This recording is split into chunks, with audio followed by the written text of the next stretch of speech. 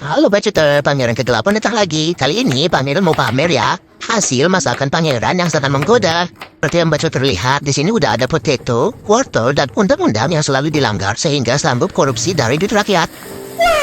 Sebumbunya ada bawang baik, bawang jahat, kemiri, merica, granat Poseidon, dan penambah nikmat yang sering disebut pelicin. Untuk cara masaknya seperti yang ada di video ya Bacuter. Tinggal celup-celup aja jadi kok. Tapi jangan sembarangan celup ya, nanti berbahaya. Ngomong-ngomong soal celup-celup, ada satu sosok yang patut diangkat lalu dibanting ke kerasnya kehidupan ini Bacuter. Ini dia modelnya.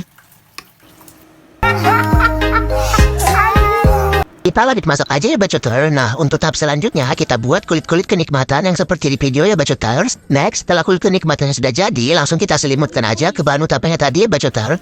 Mumpung ini musim dingin, jadi butuh yang hangat-hangat. Tada! Ini dia masakan ala Pangeran yang super nikmat. Selamat mencoba Bacuter. Pangeran mau goyang lidah dulu ya. Salam buah dari Pangeran. Siang.